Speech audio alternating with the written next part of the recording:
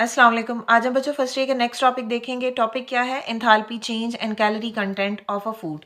ये enthalpy change के बारे में तो हम स्टार्ट से ही पढ़ रहे हैं कि एंथैल्पी चेंज क्या होता है। वो अमाउंट ऑफ एनर्जी जो अब्जॉर्ब या रिलीज होती है ड्यूरिंग अ फिजिकल और अ केमिकल चेंज, ठीक है, एक केमिकल रिएक्शन में। और इसके अलावा जो फूड में कैलोरीज होती हैं बच्चों, उनको हम कैसे फाइंड आउट कर सकते हैं उसके बारे में हम पढ़ेंगे, ठीक है। तो फॉर एग्जांपल जैसे देखो, फूड है बच्चों, हम वो जब खाते हैं तो जब डाइजेस्ट करते हैं तो उसमें जो केमिकल एनर्जी है वो किस फॉर्म में रिलीज हो जाती है बच्चों? चेंज हो जाती है हीट एनर्जी में, ठीक है। अब अगर आप जो है वो फूड जो हम खा रहे हैं उस फूड को हमने खाना नहीं है, अगर हम आउटसाइड ऑफ द बॉडी जो है वो उसको कंबस्ट करें, उसको जलाएं, तो उसमें भी same amount of heat he release होती है जितनी जब हम वो फूड इनटेक करेंगे तो हमारी बॉडी में वो in the form of heat release होगी। क्लियर? तो मतलब यहाँ पे क्या है, digestion of the food release same amount of energy as it is burn outside of the body, ठीक है। जितना एक food outside of the body में हम उसको कंबस्ट करेंगे ना और वो हीट रिलीज करेगा, उतनी ही हीट जब उस फूड को बच्चों हम इनटेक करते हैं तो वहां से रिलीज होती है। क्लियर? तो दोनों की अमाउंट जो है वो सेम, तो इसलिए हम यहाँ पे ये कह सकते हैं कि जो ओवरऑल एंथैल्पी ऑफ कंबस्शन है वो सेम होगा। दोनों में क्या होगा? सेम होगा, बिकॉज दोनों में सेम अमाउंट ऑफ हीट जो है वो रिलीज होगी। क्लियर? और ये जो एंथैल्पी ऑफ कंबस्शन है उसको हम किससे फाइंड आउट कर सकते हैं? बॉम कैलोरी मीटर से। क्लियर? तो डिटेल में नहीं बॉम कैलोरी मीटर के बारे में बताया हुआ तो इसलिए हम भी नहीं पढ़ेंगे, बस इतनी ही स्टेटमेंट मेंशन है तो वही देखेंगे। क्लियर? तो इस पैराग्राफ में हमने ये देखा कि जो फूड हम इनटेक करेंगे जब वो फूड डाइजेस्ट होता है तो केमिकल एनर्जी किस फॉर्म में कन्वर्ट हो जाती है बच्चों? हीट एनर्जी में, ठीक है। तो उसी अगर फूड को हम आउटसाइड ऑफ द बॉडी जलाएं ना तो बच्चों जितनी अमाउंट ऑफ हीट रिलीज होगी that is exactly similar to that amount of heat जो कि हमने फूड को इनटेक किया था और वो तब हीट की फॉर्म में बनी थी। क्लियर? तो इसका मतलब है कि हमने ये कहा कि जो ओवरऑल एंथैल्पी ऑफ कंबस्शन है वो दोनों में सेम है, और एंथैल्पी ऑफ कंबस्शन को हम फाइंड किससे कर सकते हैं? बॉम कैलोरी मीटर से। क्लियर है? अब हम पढ़ते हैं बच्चों कैलोरीज कंटेंट क्या होते हैं। जो लोग फिटनेस का बहुत ख्याल रखते हैं ना तो वो कैलोरीज के अकॉर्डिंग जो है वो फूड इनटेक करते हैं। वो ये देखते हैं कि उनकी बॉडी का वेट कितना है और उसके अकॉर्डिंग उसने कौन कौन सा फूड लेना है और उसकी कितनी कितनी कैलोरी है। हम फूड की कैलोरीज को कैसे फाइंड कर सकते हैं, अब हम यहाँ पे वो देखेंगे। क्लियर? तो यहाँ पे सबसे पहले देखो कैलोरी कंटेंट होते क्या है।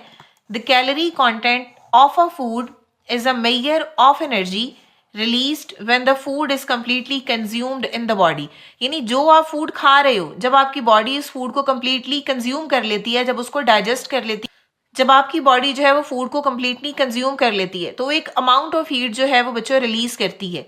वो जो हीट रिलीज होगी ना उसको जो हम मेजर करेंगे उसको बोलते हैं कैलोरी कंटेंट, ठीक है। The calorie content of the food is a measure, क्या मेजर करना है? Of energy release. और ये एनर्जी किससे रिलीज हो रही है? जो हम फूड खा रहे हैं जब वो कंप्लीटली कंज्यूम हो जाता है, जब वो कंप्लीटली डाइजेस्ट हो जाता है। अब जो कैलोरी कंटेंट का बच्चों यूनिट होता है वो होता है किलो कैलोरी, या उसको हम जाउल में भी मेजर कर सकते हैं, तो दोनों यूनिट हैं। क्लियर है? Relation between the enthalpy change and calorie content. Enthalpy change obvious ही बात है, हम डेल एच की बात करेंगे। कैलोरी कंटेंट हम ये देखेंगे कि फूड में जो है वो स्पेसिफिक फूड में कैलोरी कंटेंट कितना है। अब हम देखेंगे कि एंथैल्पी चेंज और कैलोरी कंटेंट का आपस में रिलेशन क्या है, ठीक है। So the enthalpy change of combustion. अब यहाँ पे बच्चों हमने, अगर आपको स्टार्ट में याद हो तो मैंने एक बात बोली थी कि जब हम फूड इनटेक करते हैं तो फूड जो है वो केमिकल एनर्जी को कन्वर्ट कर, डाइजेशन के बाद फूड जो है वो केमिकल एनर्जी को हीट एनर्जी में कन्वर्ट कर लेता है, ठीक है। तो इट मीन्स दैट अगर हम उसी फूड को outside of the body combust करें तो उसमें भी same amount of heat he release होती है। तो क्योंकि हम कंबस्शन कर रहे हैं तो इसीलिए हम प्रोसेस को क्या बोलते हैं? Enthalpy of combustion.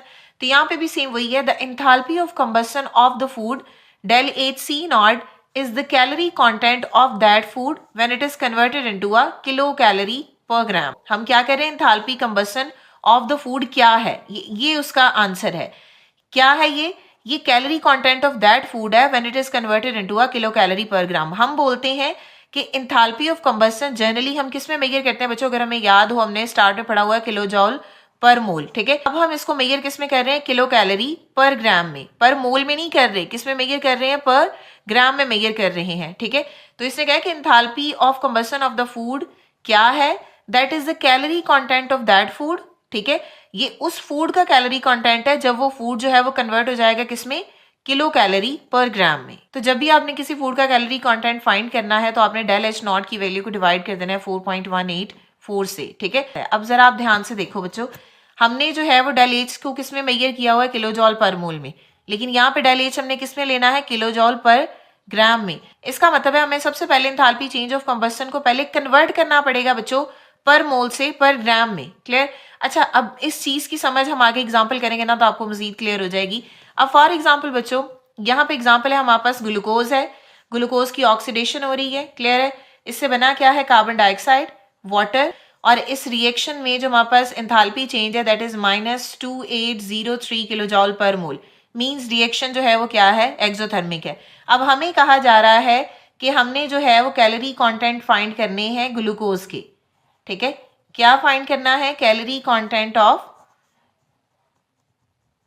ग्लूकोज बच्चों हमने फाइंड करना है। अब हमें अगर calorie content of glucose find करना है तो फार्मूला तो यही लगेगा। हमारे पास यहाँ पे ये जो डेल एच की वैल्यू है, एंथैल्पी चेंज है, ये है किलोजॉल पर मोल में, लेकिन फार्मूला में क्या है, किलोजॉल पर ग्राम। तो पहले हमने इस एंथैल्पी चेंज को कन्वर्ट करना है किलोजॉल पर ग्राम में, फिर हम कैलोरी कंटेंट निकाल सकते हैं, क्लियर। तो जैसे फॉर एग्जाम्पल बच्चों, इसके लिए हमें जो है वो मोलर मास पता होना चाहिए ग्लूकोज का। अब जो ग्लूकोज है उसका मोलर मास होता है बच्चों 180 ग्राम्स पर मोल, क्लियर। अब आप ये फाइंड कैसे कर सकते हो, हमें पता है एक कार्बन का मास कितना होता है 12, तो यहाँ पे कितने कार्बन है 6, ठीक है। एक हाइड्रोजन का मास कितना होता है 1, तो यहाँ पे कितने हैं 12। एक ऑक्सीजन का मास कितना होता है 16, और यहाँ पे कितने हैं बच्चों 6। तो अब आप इन सबको प्लस कर दो, आपके पास आंसर आ जाएगा 180, क्लियर है। तो इस तरह आप जो है वो किसी भी मॉलिक्यूल का मोलर मास फाइंड कर सकते हैं, क्लियर हो गया। अब इसका मतलब क्या है, अगर हमारे पास 180 ग्राम ऑफ ग्लूकोज है, ठीक है, वो बर्न होगा ऑक्सीजन की प्रेजेंस में, और वो कितने अमाउंट ऑफ एनर्जी जो है वो बनाएगा, दैट प्रोड्यूस 2803 किलो जॉल एनर्जी जो है वो प्रोड्यूस करेगा। तो इस स्टेटमेंट को हमने यहाँ पे लिखना है according to balance chemical equation, ठीक है। तो हमने क्या बोला, हमारे पास जो है वो 180 ग्राम पर mole of glucose burn to produce energy, और कितनी एनर्जी प्रोड्यूस की है इसने, 2803 किलो जॉल पर मोल, ठीक है। अब आप इसमें से बच्चे 1 की निकालो, अगर 1 ग्राम हो, ये सारी स्टेटमेंट जो है वो सेम रहेगी।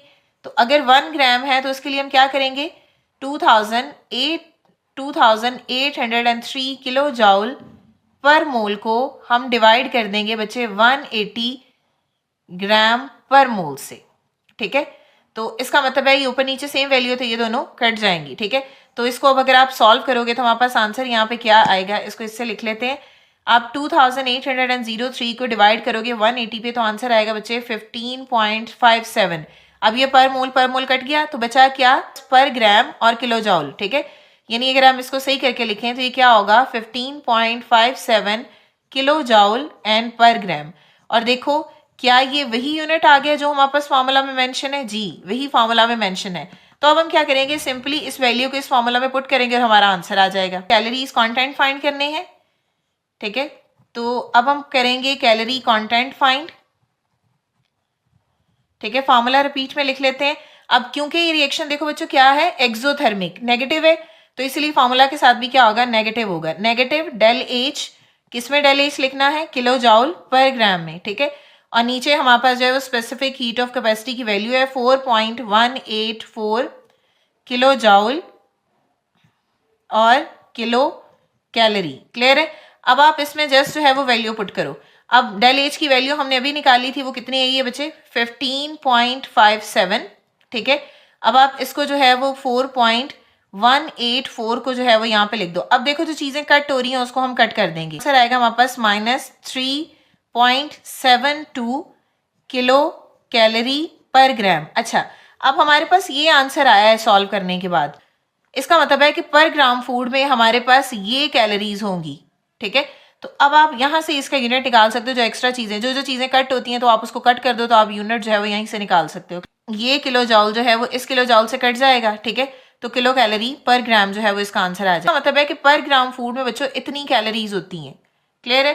तो इस तरह आप किसी भी फूड की जो है वो कैलोरीज कंटेंट को फाइंड कर सकते हो, लेकिन आपने ये चीज ध्यान में रखनी है कि जो डेल एच है वो आपने किलोजॉल पर मोल में नहीं लेना, वो हमने लिखना है किलोजॉल पर ग्राम में। तो जो किलोजॉल पर मोल इक्वेशन में दिया जाएगा आप उसको कन्वर्ट पहले किस में करोगे, किलोजॉल पर ग्राम में, फिर आप जो है वो जस्ट इस फॉर्मूला में वैल्यू पुट करोगे और आपके पास जो है वो आंसर आ जाएगा। क्लियर हो गया? आई होप कि आपको क्लियर हो गया होगा। अगर स्टिल कोई भी क्वेश्चन है तो आप कमेंट कर सकते हैं। नेक्स्ट वीडियो तक के लिए अल्लाह हाफिज।